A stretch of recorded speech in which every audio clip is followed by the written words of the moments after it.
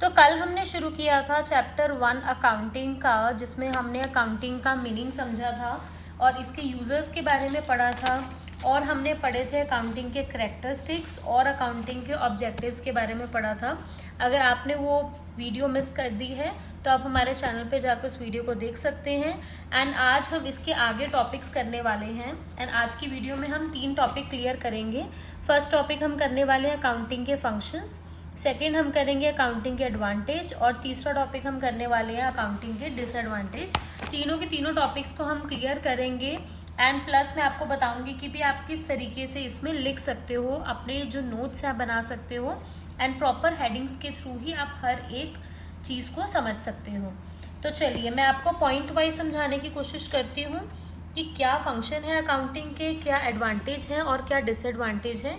And अगर आपको किसी भी लाइन में कोई भी इशू आता है तो आप मुझे नीचे कमेंट करिएगा, तो मैं आपको कमेंट में हर एक चीज़ क्लियर कर दूँगी।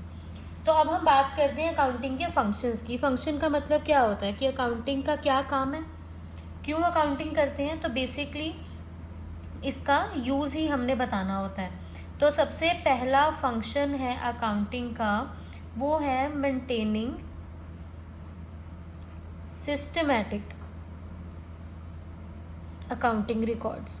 तो सबसे फर्स्ट फंक्शन हमारा क्या हुआ कि सिस्टमैटिक तरीके से हमें अकाउंटिंग के रिकॉर्ड्स रखने पड़ते हैं।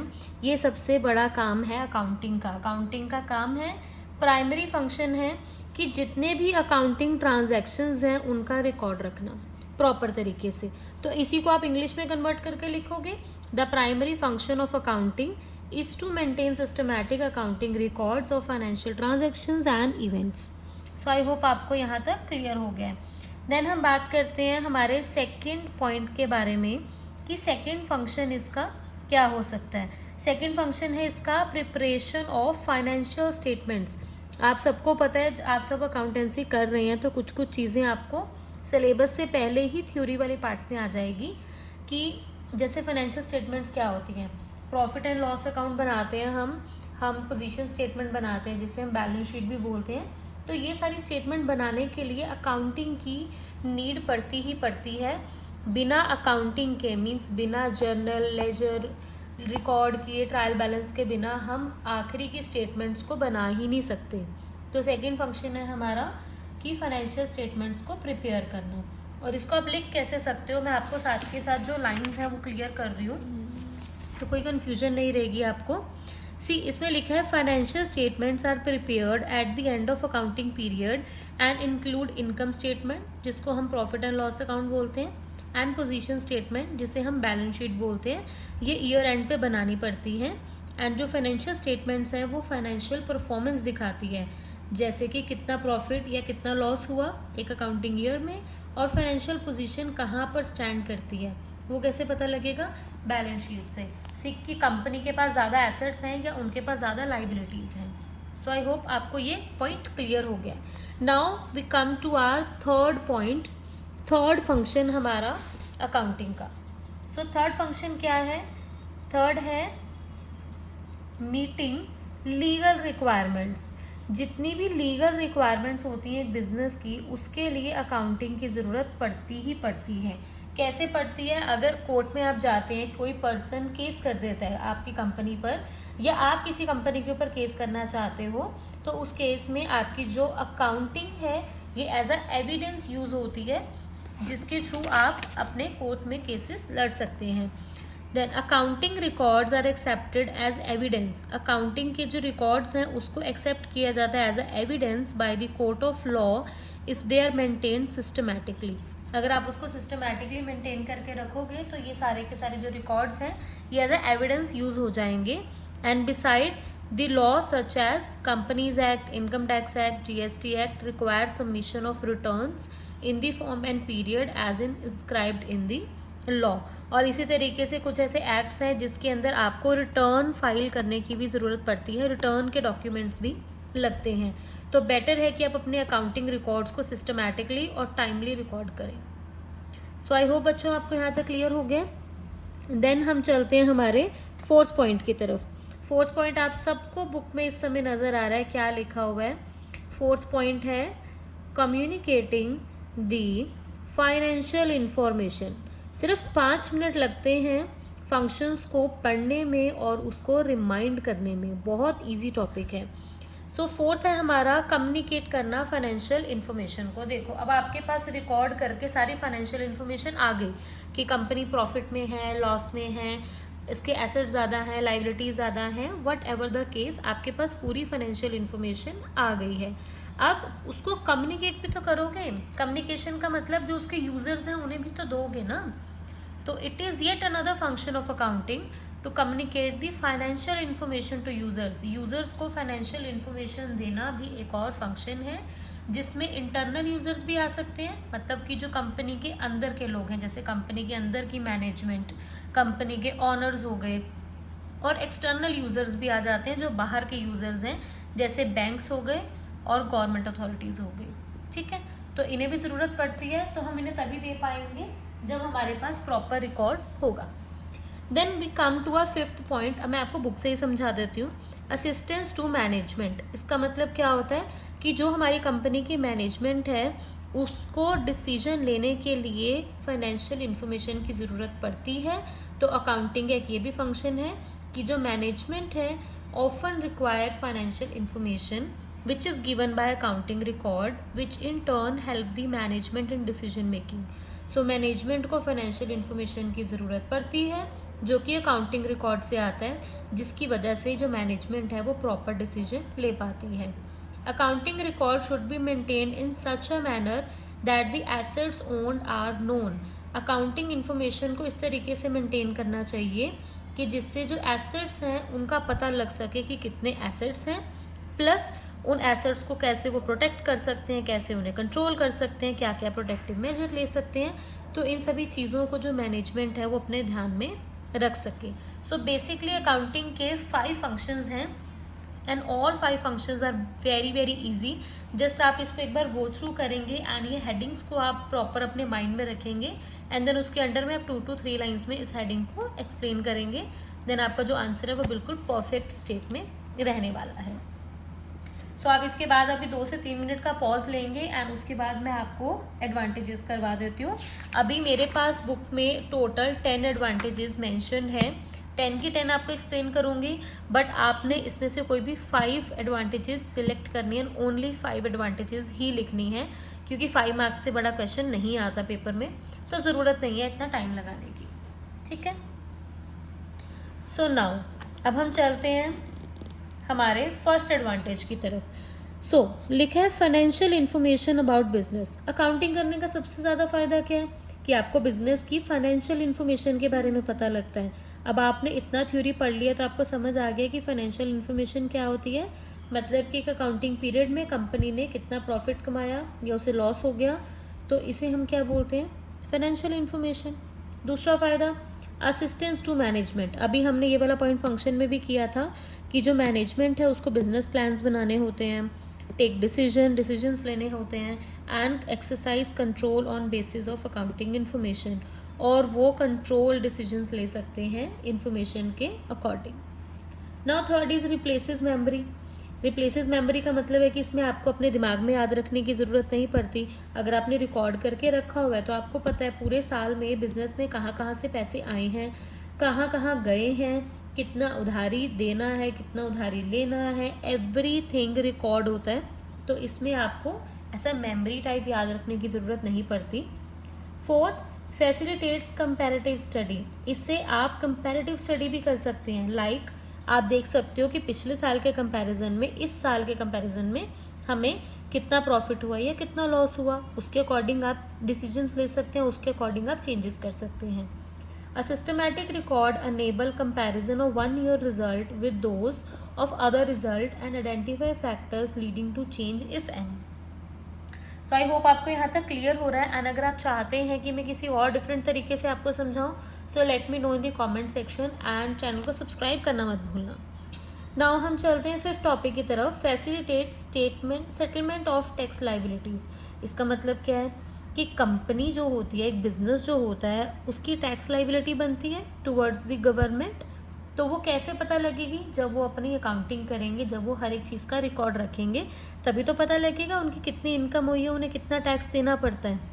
So a systematic accounting record immensely help in settlement of income tax and GST, which is goods and services tax, since it is a good evidence of correct recording transactions, कि इससे आप correct तरीके से transactions को record करते हो, तो ये आपका एज अ एविडेंस यूज़ होगा आपके टैक्सेस में. नाउ सिक्स्थ एंड बहुत ईजी पॉइंट जो कि है फैसिलिटेट्स लोन. अगर आप अपने बिजनेस के लिए लोन लेने के लिए जा रहे हैं तो लोन भी तो आपको किसी एविडेंस पर ही मिलेगा कि कितना कमाते हो, आपका बिजनेस कितना कमाता है, क्या वो EMI देने के मतलब स्टैंड में है, उस पोजीशन में है, वो कैसे पता लगता है? रिकॉर्ड से ही पता लगेगा ना.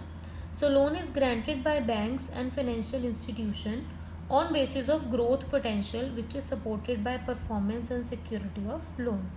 तो जो बैंक्स और फाइनेंशियल इंस्टीट्यूशंस हैं वो लोन आपको किस बेस पे देते हैं कि आपकी ग्रोथ पोटेंशियल कितना है आपका बिजनेस का, ताकि उन्हें पता लग सके कि लोन देने के बाद आप कैसा परफॉर्म करेंगे एंड आपका लोन कितनी देर तक सिक्योर है. ठीक है. Then fifth is evidence in course. Again function में आपने पढ़ा था कि सिस्टमेटिकली अगर आप ट्रांजैक्शंस को रिकॉर्ड करते हो तो उसे कोर्ट भी एक्सेप्ट करता है as a good evidence. Now eighth one, facilitate sale of business. और ये तब भी काम आता है अगर आपने बिजनेस बेचना है. अगर किसी दिन आपने सोचा कि मैंने बहुत बड़ा बिजनेस बना लिया है एंड मैं इस बिज़नेस को बेचना चाहता हूँ, तो जो अकाउंट्स आपने मेंटेन किए होंगे उससे आपको प्रॉपर परचेज प्राइस पता लगेगा हर एक आइटम का, और उससे आप डिसाइड कर पाओगे कि किस प्राइस में आप अपने बिजनेस को सेल करना चाहते हैं. Now comes to ninth point, assistance in the event of insolvency.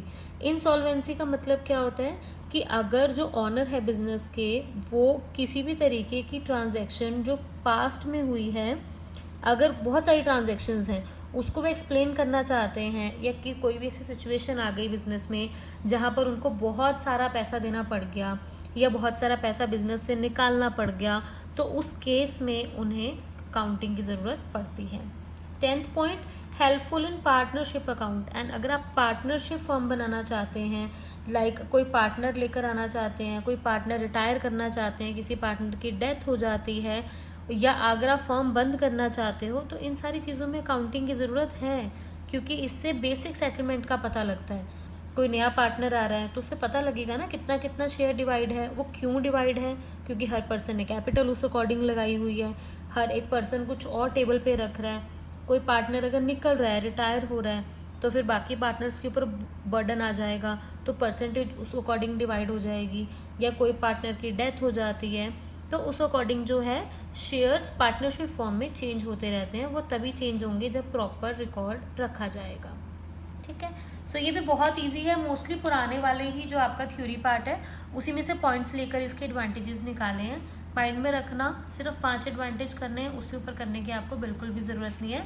तो आप इसमें अपने according easy points pick out कर लो. ठीक है. अभी आप वीडियो को पॉज करके 2 से 3 मिनट का वेट करो एंड उसके बाद ही आप नेक्स्ट टॉपिक शुरू करना. हर टॉपिक में अगर आप 2 से 3 मिनट का ब्रेक दोगे और उसके बाद उसे रीड करोगे तो वो बेटर तरीके से आपके माइंड में फिट हो जाएगा. ठीक है. तो नेक्स्ट हमारे पास टॉपिक है लिमिटेशन ऑफ अकाउंटिंग. अकाउंटिंग की क्या क्या लिमिटेशन है, मतलब क्या क्या नुकसान है अकाउंटिंग के. Accounting is not fully exact. इसका मतलब क्या हुआ कि जो अकाउंटिंग हम करते हैं वो फुली एग्जैक्ट नहीं होता. मीन्स उससे बहुत सारी चीज़ों का नहीं पता लग पाता. बहुत सारी चीज़ें बिजनेस की होती हैं बट वो पेंडिंग रह जाती हैं. So accounting is not fully exact in spite of the fact that transactions are recorded on basis of evidence, since at few places estimates are made for ascertaining profits or loss. For example, estimating the useful life of an asset. जैसे कि इसमें क्या चीज़ नहीं आती, कोई आपने asset खरीदा, उसकी यूज़फुल लाइफ कितनी होगी, करने को वो 2 साल चले, करने को वो 10 साल चले, आप इसमें कोई एस्टिमेशन नहीं लगा सकते. Net realisable value of closing stock. और जो आपके पास क्लोजिंग स्टॉक है उसकी नेट वैल्यू भी बहुत मुश्किल हो जाता है निकालना, क्योंकि काफ़ी सारी चीज़ें इन ट्रांजिट या वेयर हाउसिंग में बहुत कुछ डिस्ट्रॉय हो सकता है एंड वो आपको रियलाइज़ करना थोड़ा सा मुश्किल हो जाता है. Then second limitation, unrealistic information. मतलब कि इसके अंदर जो इन्फॉर्मेशन है वो रियल नहीं होती. रियल इसलिए नहीं होती क्योंकि हम इसमें एस्टीमेट्स लेते हैं. एस्टीमेट डेप्रिसिएशन का, कि हम मान लेते हैं कि हमने कोई एसेट ले लिया और वो हर साल 10% या 12% से डेप्रिशिएट हो रहा है. हालांकि ज़रूरी नहीं है कि डेप्रिशिएट हो, 5% से भी हो सकता है और इवन मोर परसेंट से भी हो सकता है. तो इसमें ज़्यादा थोड़ा अनरियलिस्टिक इन्फॉर्मेशन देखने को मिल जाती है। नाउ थर्ड पॉइंट कि accounting ignores the qualitative elements, मतलब अकाउंटिंग में तो आपको पता है ये सिर्फ मॉनेटरी चीज़ें आती हैं जो मनी से रिलेटेड हैं, तो जो क्वांटिटेटिव एलिमेंट्स होते हैं लाइक क्वांटिटी और स्किल मैनेजमेंट की, स्टाफ का मैनेजमेंट और इंडस्ट्रियल रिलेशंस, पब्लिक रिलेशंस, इन सभी चीज़ों को इग्नोर कर दिया जाता है अकाउंटिंग में। तो सिर्फ अकाउंटिंग के बेसिस पर हम एक बिजनेस को जज नहीं कर सकते। Then fourth point, accounting ignore effect of price level change, कि अकाउंटिंग की जो स्टेटमेंट्स होती हैं वो बनाई जाती हैं हिस्टोरिकल कॉस्ट पर, मतलब वो खर्चे जो ऑलरेडी हो चुके हैं, ठीक है, वो सारे खर्चे जो मनी की फॉर्म में हैं हो चुके हैं और वो आपको पता है कभी भी स्टेबल नहीं रहते। तो हाउएवर इसमें हम मनी की वैल्यू को अनस्टेबल मान ही नहीं सकते। तो इसके अंदर अकाउंटिंग में क्या होता है, इतनी सारी फ्लक्चुएशंस होती रहती है मार्केट में कि हमें एग्जैक्टली पता नहीं लग पाता कि प्राइस चेंज होने की वजह से कितना डिफरेंस आया, क्योंकि साल में 10 बारी प्राइस भी चेंज हो सकता है। तो उसके अकॉर्डिंग हम पूरा साल का सिर्फ एवरेज आउट निकाल सकते हैं, बट ऑन एन एग्जैक्ट हमें नहीं पता लगेगा। फिफ्थ, अकाउंटिंग में लेड टू विंडो ड्रेसिंग, और अकाउंटिंग में विंडो ड्रेसिंग भी हो सकती है। विंडो ड्रेसिंग मतलब हेरा फेरी, manipulation of accounts in a manner that vital facts are concealed and presenting the financial statement in a better position than actual, कि इसमें लोग क्या करते हैं कि उसको इस तरीके से मैनिपुलेट कर देते हैं अकाउंट्स को, और ऐसे ऐसे फैक्ट्स हैं जो उनमें दबा देते हैं जिसकी वजह से उन्हें पता है कि लोग उन्हें लोन नहीं देंगे या लोग उनके बिजनेस में पैसा नहीं लगाएंगे, और बहुत सारी चीज़ों को छुपाने के लिए वो अपनी फाइनेंशियल स्टेटमेंट को इतने अच्छे तरीके से शो करते हैं कि सामने वाला इम्प्रेस हो जाए। तो इस सिचुएशन में इनकम स्टेटमेंट, जो कि हमारा प्रॉफिट एंड लॉस अकाउंट है, does not show correct profit और लॉस, तो इससे करेक्ट प्रॉफिट और लॉस नहीं पता लगता, और जो बैलेंस शीट है वो भी सही तरीके से फाइनेंशियल पोजीशन नहीं दिखा पाती एंटरप्राइज की, जिसकी वजह से फ्यूचर में बहुत ज़्यादा प्रॉब्लम आ जाती है, क्योंकि ज़रूरी नहीं है कि जो इंसान अकाउंट्स रिकॉर्ड कर रहा है वो बिल्कुल सही तरीके से रिकॉर्ड करे, बिकॉज इसमें सारा का सारा ट्रस्ट फैक्टर ही रह जाता है। सो आई होप आपको 3 टॉपिक्स क्लियर हुए हैं, अकाउंटिंग के फंक्शंस, अकाउंटिंग के एडवांटेजेस एंड अकाउंटिंग की लिमिटेशंस।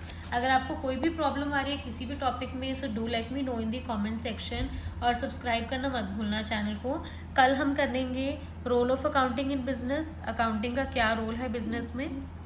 बहुत जल्द थ्योरी वाले चैप्टर्स खत्म हो जाएंगे और हम इसके प्रैक्टिकल पार्ट पे जाएंगे और आपको बहुत मज़ा आने वाला है। देन इसमें हम कल करेंगे अकाउंटिंग का प्रोसेस, अकाउंटिंग की क्या क्या सब फील्ड्स और ब्रांचेज हैं, और इसके अलावा हम एक टॉपिक इसमें करेंगे book keeping, accounting and accountancy वाला, ठीक है, कि इन तीनों का मतलब क्या होता है, बुक कीपिंग क्या है, अकाउंटेंसी क्या है, अकाउंटिंग तो हम पढ़ ही रहे हैं आपको पता है, तो बड़ा मज़ा आने वाला है। वीडियो को सेव कर लो ताकि फ्यूचर में आपको कभी भी दिक्कत आए अकाउंटिंग की तो आप उसको प्रॉपर तरीके से समझ पाओ, देख सको। एंड अगर आपको किसी भी तरीके की हेल्प चाहिए तो मुझे कमेंट सेक्शन में ज़रूर कमेंट करना, I will be more than happy to help you.